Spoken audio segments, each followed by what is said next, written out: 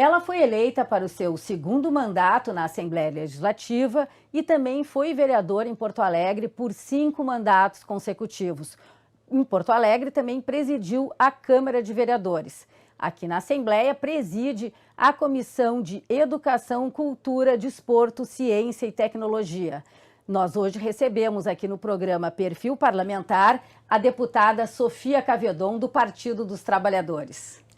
Bem-vinda, deputada, um grande prazer receber a senhora novamente aqui no programa Perfil Parlamentar para a gente conversar sobre a sua trajetória política. Muito obrigada, Lu. Para mim é uma honra estar aqui na nossa TV Assembleia. Deputada, como a gente comentou ali na abertura do programa, a senhora já está no segundo mandato aqui na Assembleia, já participou de 5 mandatos na Câmara de Vereadores em Porto Alegre, também presidiu a Câmara de Vereadores. Esse interesse pela política surgiu quando?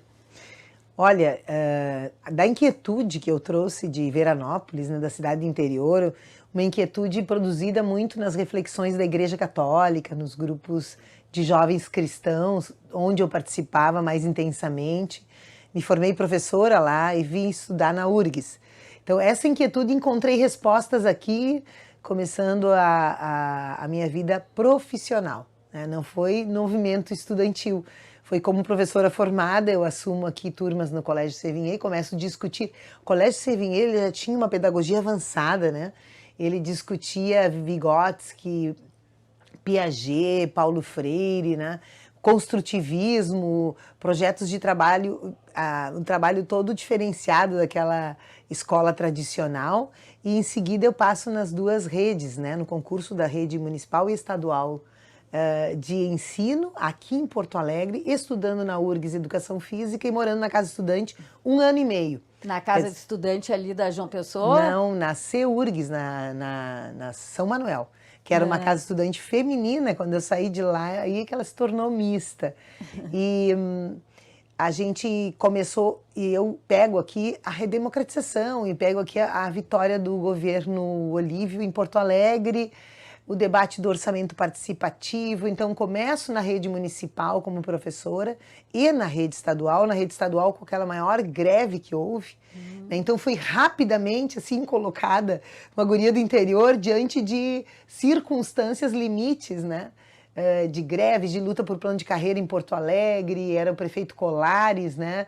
E a secretária Neuza, e os debates com o plano de carreira já me fizeram liderar desde a minha escola e participar da Associação dos Trabalhadores em Educação.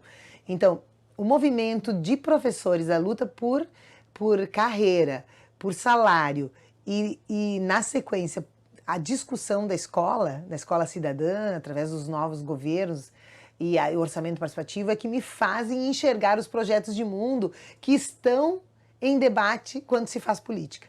Então é aqui na cidade da efervescência do orçamento participativo, da participação popular, da transformação da escola, que eu começo a tomar partido. Me filio ao Partido dos Trabalhadores e Trabalhadoras. Foi a primeira filiação? Foi a primeira filiação? Com certeza, a primeira e a única, né? Continuo. E a educação, então, sempre esteve na sua pauta de lutas? Sim, porque veja, a educação ela tem para nós um sentido de garantia de direitos que nos leva desde a infância, o direito à educação infantil e a luta das mulheres, porque daí da educação começa a se abrir as outras lutas. Sim. Né? Porque a creche para as crianças, que nós chamamos de educação infantil 0 a 3, é uma luta do movimento feminista, mas também é um direito do Estatuto da Criança e Adolescente. Então, a gente alargar aqui as vagas, né, aqui em Porto Alegre. Não existia, inclusive, a educação infantil. Ela foi criada como educação, como etapa da educação básica, a partir de 88. E aqui a gente começa a construção de escolas infantis e o conveniamento nos nossos governos. Então, da discussão da educação infantil até a educação de jovens e adultos, a EJA, o direito à educação quando adulto, o direito à educação para que o trabalho tenha mais dignidade, passando pela inclusão escolar. Nós transformamos em Porto Alegre o que eram as escolas que tinham turmas de pessoas com deficiência e que ficavam patinando no mesmo ano. A gente construiu um fluxo e um currículo diferenciado. Então, bom, a inclusão escolar nos leva a discutir a questão da inclusão na sociedade, das pessoas com deficiência.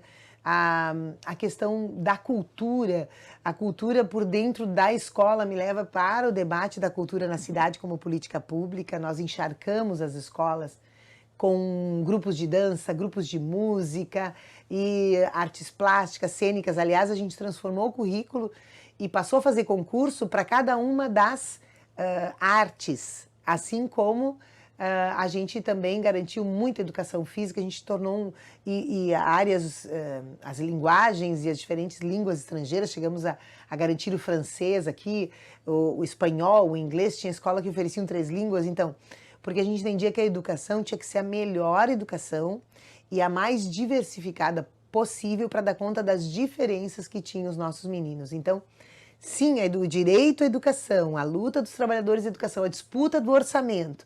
Então, também isso, né? A educação me leva a discutir o orçamento da cidade, o orçamento do país, o fundo da educação básica brasileira, a discussão com a área dura da economia, porque eu vou, então, depois de passar 6 anos no movimento sindical em Porto Alegre, eu vou para o governo da administração popular no 3º governo. Sendo secretária, né? Adjunta no 3º governo. Secretária adjunta da educação, adjunta do professor José Clóvis. Então, são um 3º governo que foi o prefeito Raul Ponte. E aí que eu me elejo vereadora. Ao final do governo Raul Ponte, ao final de 4 anos à frente da pasta, ao lado do professor José Clóvis, mas como secretária adjunta, eu também acrescentei ao meu conhecimento na cidade, por parlamentar, por ser sindicalista. Eu já andava na cidade inteira, né, com a rede municipal. Depois, como secretária, discutindo a transformação curricular em todas as escolas, expandindo a educação de jovens e adultos, a mobilização para a alfabetização de jovens e adultos, o movimento MOVA, Movimento de Alfabetização. Eu coordenei a informática na educação, me lembro que eu era secretária adjunta e coordenava isso, coordenava a questão dos recursos humanos. Então isso me deu uma abrangência, acrescentou a minha trajetória, e aí eu fui escolhida para representar a educação transformada, né, como carro-chefe, a Escola Cidadã, na disputa para a vereança, em 2000. E aí sim, eu fui secretária, como tu perguntas, sim, Lu, no primeiro mandato de vereadora. Daí quando mudou o governo, no meio do governo Tarso, que o Tarso sai para governador, quando o Verli assume, ele me convida já vereadora, de primeiro mandato, para assumir a secretaria, para ser secretária da Educação. E ainda neste meio tempo teve a presidência da Câmara de Vereadores. Como é que foi essa experiência? Isso, a presidência da Câmara... Poucas mulheres, né, presidiram. Pouquíssimas, foram 4 mulheres nesses 250 anos da cidade de Porto Alegre. Imagina, 4 mulheres à frente do Legislativo, 3 foram indicadas pelo Partido dos Trabalhadores e das Trabalhadoras. Eu fui, então, a segunda. Eu fui presidenta em 2011 já, né? E foi uma experiência, assim, extraordinária, porque... eu fiz uma síntese no final do meu mandato de presidenta, dizendo que eu fiz uma gestão incomodativa, né? A gente já estava na oposição na capital, e a gente, desde a primeira semana, eu já substituí o prefeito, que o prefeito não tinha vice na época, era o Fortunati que tinha assumido, que ele era vice já esqueci o nome do prefeito. Fogaça. Exato, obrigada. Foi. Né? Aí ele assumiu. E aí eu assumi por 13 dias. Então, eu assumi a presidência da Câmara e assumi a prefeitura, uma crise do lixo. Essa experiência. Chuvarada, naquele 1º de janeiro, eu assumi a prefeitura. E aí segui caminhando lixo, passamos uma semana assim, ó, resolvendo os piores rolos que podia imaginar no início de ano. E aí, o que eu fiz, né? Também todos os temas que eu já tinha na Câmara, eu procurei ir ao encontro como prefeita e levava o secretariado. Então era problema ou de saneamento ou problema de comunidades que estavam com despejo. Então todos os dias eu estava numa comunidade ou recebia movimento. Me lembro que coisas que marcaram muito, assim, foi bastante, vamos dizer, transmitida pela mídia. E depois eu segui na presidência da Câmara, fazendo Câmara na cidade toda a semana. Foi algo assim que talvez eu não tenha conseguido em outro momento, de fazer um programa continuado, sem nenhuma interrupção. Na primeira semana eu já andei na comunidade como prefeita, depois até o Natal e Ano Novo seguinte, eu toda sexta-feira a Câmara ia para um bairro, ia para uma comunidade popular. E ia, convidava o governo, sabíamos quais eram os problemas, convidava o governo, vinha, e os vereadores que fossem daquela área iam, né? E depois, assim, foi sensacional, porque ali a gente descobriu pontos ou problemas que eram recorrentes, né? Então, Sim. em toda a cidade tinha problema de dragagem dos arroios. Nós começamos a ver os alagamentos. Aí descobrimos que o governo, na verdade, tinha parado, não fazia mais dragagem.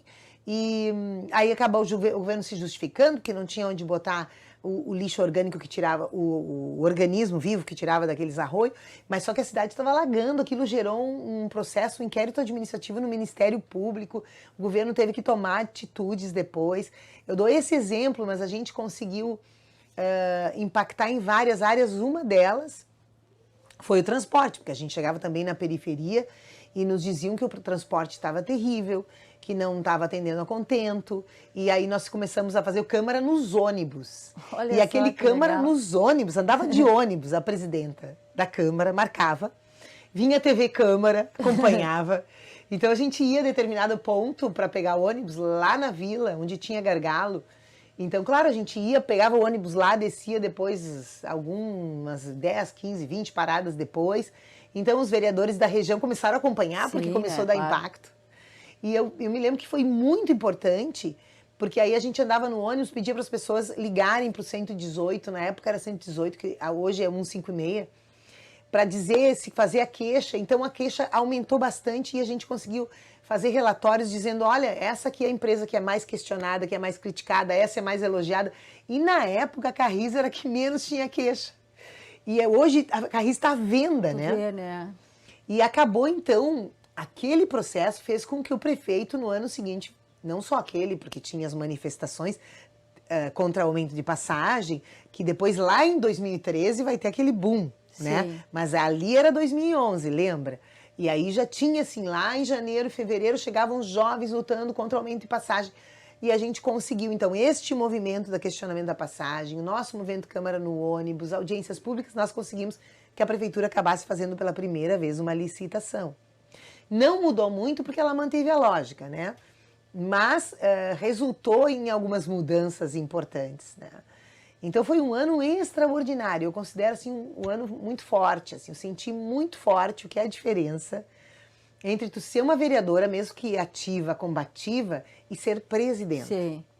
Foram temas muito, a gente fez as boas práticas pedagógicas, para não fazer só a crítica, fomos nas escolas mostrar o que tinha de positivo, e publicamos um livro e fizemos seminário.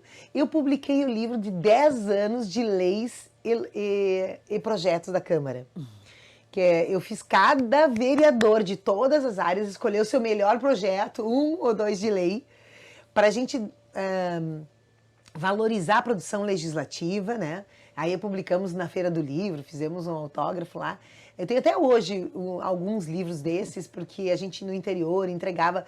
Porque eu digo sempre que Porto Alegre é exemplo, né? Então a gente tem que se cuidar muito na capital, exemplo para o interior. Então várias leis que a gente... Como a lei minha da valorização das mulheres e meninas, que hoje é uma lei estadual, né?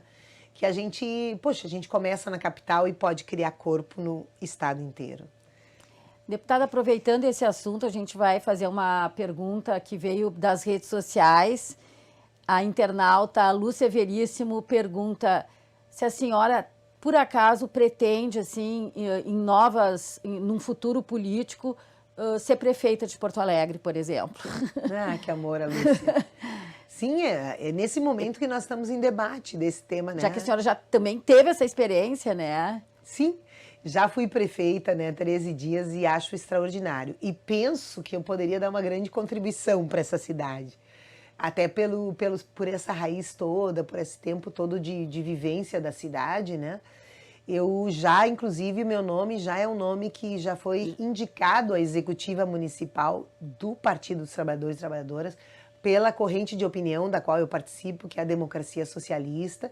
Sim, o meu nome está à disposição, mas para construir esta unidade das esquerdas. Nós queremos nos apresentar em Porto Alegre o ano que vem, com a melhor chapa representativa das duas, no mínimo das duas federações, a federação em que está o PT, o PCdoB e o PV, e a federação em que está o PSOL e o Cidadania, né?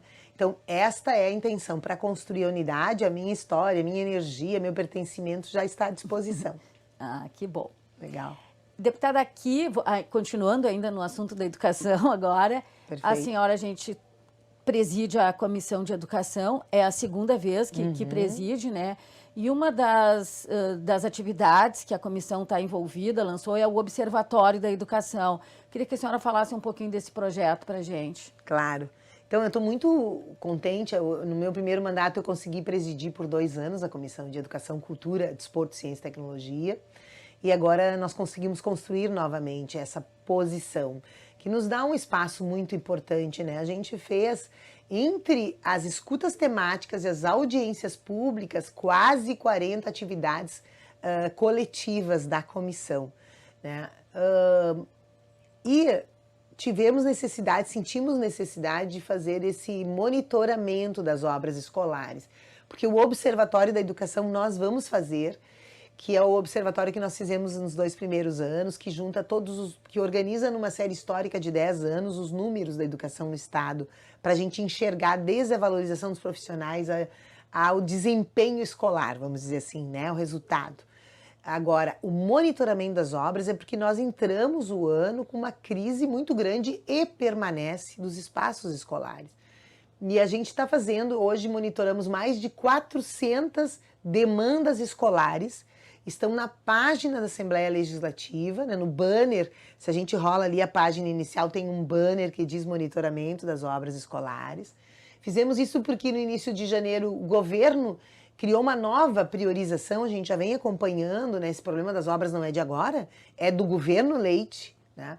O governo Leite em 2019 parou todas as obras porque, estou parcelando salário, não vou fazer, não tem dinheiro. E ele parou mesmo. Obras como o Instituto de Educação, com uma empresa excelente, Flores da Cunha aqui de Porto Alegre. A empresa excelente simplesmente parou de pagar. Da mesma maneira, lá em Cruz Alta, o Instituto Margarida Pardelhas, um prédio maravilhoso sendo construído, ele parou de pagar a empresa. A empresa de lá quebrou. Aqui, a empresa permaneceu, cuidou do prédio, ficou 4 anos. E assim eu posso dar exemplo de tantas escolas que em 19 o governo parou todas as obras, em 20 começou a pandemia, aí que não fez nada, 20 e 21. Aí o governo começa a querer a volta presencial lá por outubro de 21. Com as escolas... Completamente. Ali apareceu o quadro das escolas degradadas. Mas foi o governo, sabe? O governo que descuidou. Eu entendo que a pandemia tenha complicado a vida, mas o primeiro ano ter parado obras estratégicas, depois o trabalho não continuou, e aí a volta em outubro de 2021 foi dramática. Daí nós começamos a monitorar e dizer, olha, começamos a fazer a operação dever de casa, porque lembra, já era difícil votar porque a pandemia continuava aí. Sim. A vacinação tinha começado, mas ainda tínhamos pessoas morrendo, enfim. Então nós já vínhamos fazendo um mandato, e aí no início desse ano nós tornamos institucional esse acompanhamento.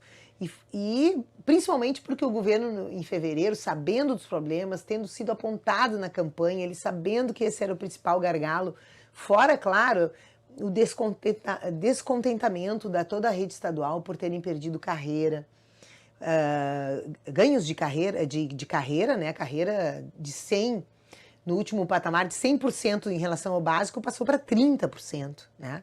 Para simplificar o que foram as perdas de carreira. Mas também gratificações como difícil acesso reduziram muito, o tempo de aposentadoria aumentou o desconto na aposentadoria, então só perdas, além do funcionalismo, só perder, aumento de contratos temporários. Nós ainda voltamos para o presencial em 2022, com problemas seríssimos e a gente já vinha apresentando relatórios de obras. Aí o governo diz o seguinte nesse ano de 2023, minha prioridade é a educação, né? Governo Leite, minha prioridade zero é a educação. Aqui são as 176 obras emergenciais, lançou em fevereiro, essas obras aqui nós vamos fazer porque são as prioritárias, são críticas. E 1.800 com problemas intermediários. Me lembro que foi a primeira classificação e nós... Mas que estranho, porque tinha 200, o ano anterior tinha 200 e poucas que eram de alta prioridade, 400 de média prioridade. Então ele mudou a classificação e nós vamos ver quais estão abandonadas. E aí, puxa vida, nós vamos ter que fazer o nosso monitoramento. Sim. E aí, dito e feito, fizemos o monitoramento, o governo, 2 meses depois, ele lança outro grupo e lança o seu próprio monitoramento. O que foi interessante, né? Porque o governo disse, nós vamos fazer. Então ele lançou, que bom, né? Que bom. Lançou, só que com 254 escolas, 87% das escolas das 176 caíram fora. Então o governo criou o seu monitoramento e a gente viu que são outras escolas com problemas menores, porque ele vai querer apresentar resultados. E aí estamos olhando as escolas que ficaram fora, porque no nosso monitoramento elas continuam. Sim. Então a gente está monitorando mais de 400 demandas, algumas seríssimas, de muro, de refeitório que não está feito e as crianças não estão comendo comida quente nesse inverno.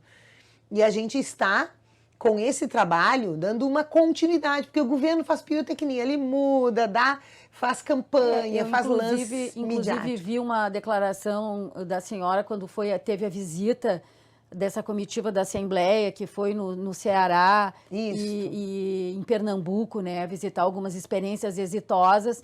Eu vi uma entrevista que a senhora estava dizendo, o que é feito aqui é o que a gente sempre apontou que deveria ser feito para que os resultados fossem satisfatórios, né? Isso mesmo. Sim, isso é uma coisa que ficou muito clara. É muito interessante essa oportunidade que o presidente nos deu, nos convocou. E eu fiz questão de ir.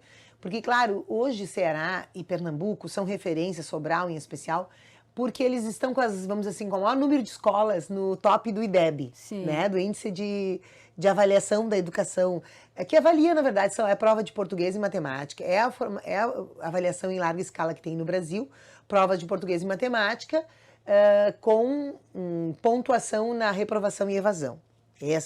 E Sobral, Pernambuco, Ceará e Pernambuco, eles têm as melhores escolas, melhores notas, enfim.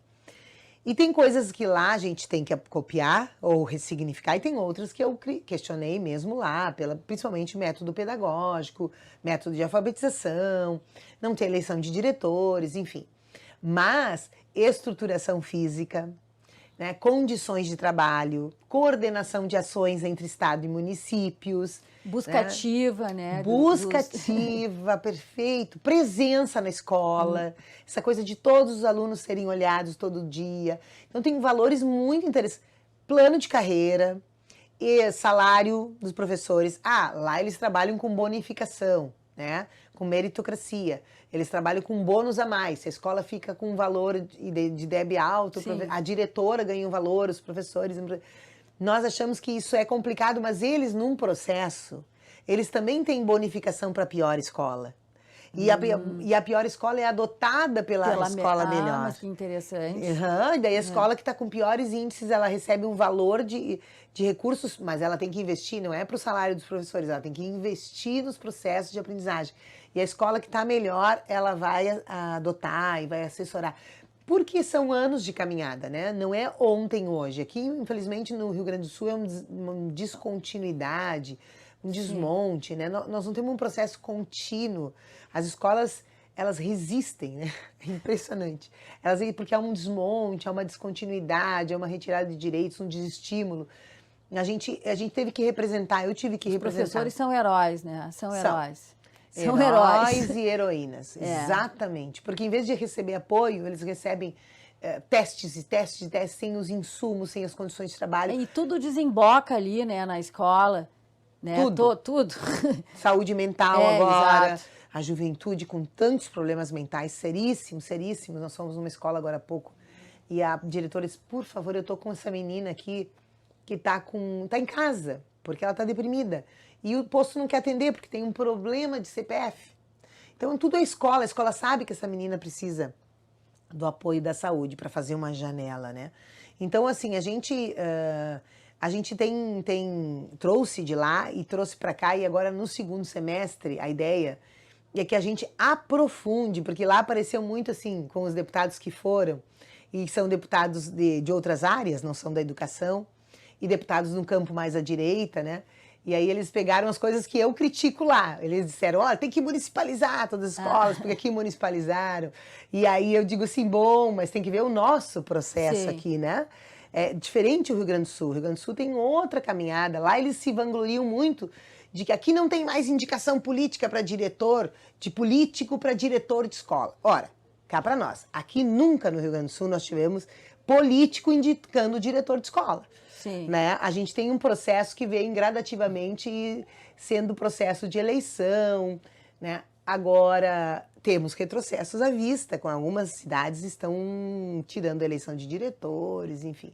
Então tem coisas que a gente tem que aproveitar e tem coisas que a gente tem que partir de um patamar que é um patamar bravo, aguerrido, e acrescentar. Aqui a gente nunca concordou diretamente com municipalização, porque a municipalização como uma desresponsabilização do Estado... Sim, esse que é o problema. Não é uma política pública de educação, né?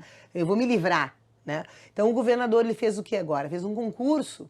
Poxa, a gente luta há 10 anos, a Comissão de Educação, tanto no outro mandato meu como esse, fizemos audiências públicas, representações, para ter concurso público. Vai ter concurso? Teve, está tendo. Para 1.500 vagas. Essa semana eu tive que representar porque o governo disse que vai corrigir só 2 provas por vaga. Quando o doutor Decheraldo Camino disse, não, mas a média é 4 ou 5 provas por vaga que são corrigidas, até porque tem um custo o concurso e tem um investimento das pessoas. Sim, claro. Então o governador não só vai fazer para 1.500 vagas, não vai corrigir pouquíssimas provas. E isso ensejou que o Ministério Público de Contas, diante das minhas denúncias, porque como tem 25.700 contratados temporários, 1.500 vagas, é dizer, eu continuarei contratando temporariamente e precariamente. Sim. Então é um crime continuado, na minha opinião, e o Ministério Público determinou uma auditoria nos contratos temporários, o que eu achei muito positivo, brigando há horas, porque isso também é uma forma de fragilizar a escola. Porque assim como o professor tá, ele não tá. A gente fez uma denúncia agora, também começaram mais uma vez demitir contratados temporários porque adoeceram. Como já aconteceu lá em 19, nós tivemos que nos levantar e impedir. Então é difícil, né? Professores descartáveis, sem perspectiva de carreira, de aposentadoria, e agora a perda grande em relação ao IP Saúde, que vai ter um custo alto e muitos não suportarão e nem terão plano de saúde. Então são desestímulos em relação à educação que a gente tem que repercute evidentemente nos resultados. A gente está, infelizmente, passou muito rápido, terminando, né? Eu gostaria de perguntar, assim, para a gente terminar, um sonho que a senhora tem para o futuro. Puxa vida, eu tenho um sonho de que a gente restaure a democracia profunda e radicalmente nesse país, no estado e nas cidades. Porque não tem saída para um país desigual, não tem como fazer mudanças, porque sempre é um jogo de interesses e é uma disputa de poder. Então ontem a gente vivenciou, acompanhei até tarde a reforma tributária, e um dos debates era se taxava ou não taxava as grandes fortunas, e se fazia progressivo ou se terminava com a regressividade dos impostos. Então esse embate, ele só vai ter avanços se nós tivermos empoderamento popular. Então o meu sonho é a radicalização da democracia, que é o que faz com que os pobres coloquem a sua voz, a sua vez e consigam mudar as prioridades e uma parte das riquezas brasileiras cheguem na sua mão para que ninguém mais tenha fome, miséria, violência. Então esse é o meu sonho. Então esse é o caminho, é nesse caminho que a gente investe. Muito obrigada, deputada. Parabéns pelo seu trabalho. Obrigada. E boa luta. Para nós. E esse foi o programa Perfil Parlamentar, esta semana recebendo a deputada Sofia Cavedon, presidente da Comissão de Educação, Cultura, Desporto, Ciência e Tecnologia aqui da Assembleia. Fique com a gente.